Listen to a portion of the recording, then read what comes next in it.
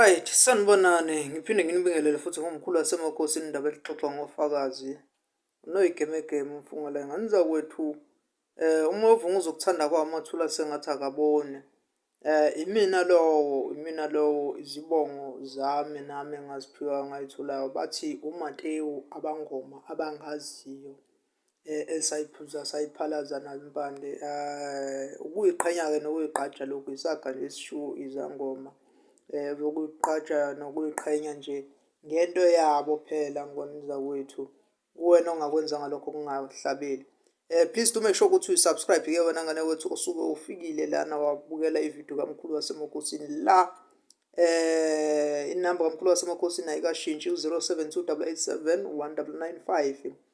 Mkhulu wasemakhosini umthola kwamashu kwa-K ko 6 ya la uzomthola khona. Please make sure ukuthi ozayo uza nomuntu omdala wenze sure ukuthi if Nkosi yami ubona sengathi awuthembi, please fika nomuntu omdala. Angifuni indaba zabantu abasuke zoba ney'nkinga. Kulaba abasuke badala nihambisane kahle nabantu abasuke sebekhulile, nihambisane nibe baningi.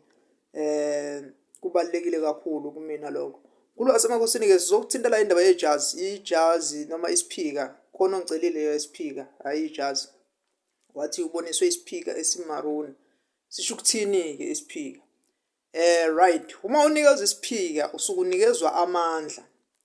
Amandla asiqhamuka nezambulo nekhwezi lokusa.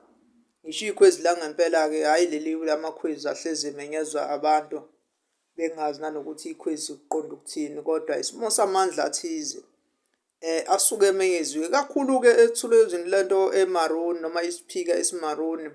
Sikanje nganawethu usuke unikezwe kakhulu amandla asemanzini, suthi kusuke kulibheji lasemanzini amandla. Khona izinto kuwena ey'dinga ukuthi zithi ukuqaqeka ezingamabheji ney'fungo ey'nkulu, kodwa kulibheji umbala omaruni noma obubende ngesiZulu kuthiwa kulibheji ley'thunywa zasemanzini.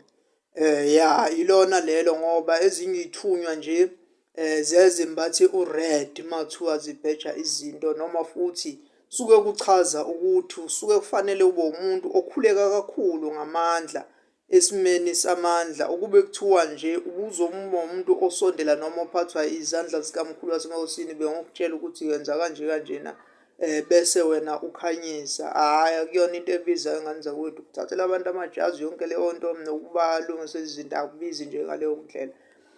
No, ngane zakwethu ilapho indaba ibheji kakhulu, ngazi noma ukubheja umkhulu wakho noma isimo sey'thunywa zezulu noma yini, kodwa iy'thunywa zakho zonke zasemanzini amandingi namanda wakini nomkhulu nogogo bakini ukuthi abakomalume noma abakuphi ibona abasuke bekumbethe. Kuwena owaphuphayo nowaboniswa ukuthi wawunikezwa ubani, kodwa isiphika sisuke ngesezambulo lesi esami-ke sibekiwe ngale ndlela. Uma uzosibhekisisa nje sithe ukuguqulwa kodwa futhi esibomvu.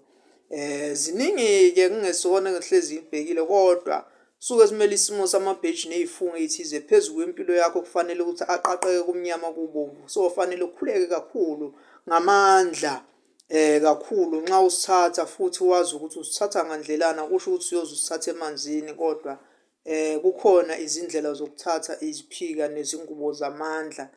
Kakhulu uma kuyingubo osuke uyibonisiwe nje ithathe nawe ubone ukuthi uyayikhulekela ngamandla bese uyayigaxa emzimbeni. Kodwa-ke kunezinye iy'ngubo eziyaye zidinga ukuthi zibe nemigomo nemibandela izinto nje ey'thize ngendlela iy'thunywa esuke ziyalele ngakho. Uyathokoza umkhulu wasemakhosini indaba elixoxwa ngofakazi. Sisasekhona ingane zakuthi sibingelele kubo bonke, siphinde sivalelise futhi bonke abantu abakhona eNingizimu Afrika, eGoli, worldwide, umhlaba wonke. Noma ngingasanibingelelanga amavidiyo sengivele ngisuke ngihlala phezu kodaba, vele ngisuke ngazi nisuke nizobingelela, nisuke nizobona ngazi ukuthi ngikhuluma nani nonke South Africa basuke bekwazi belapho umkhulu wasemakhosini indaba elixoxwa ngofakazi.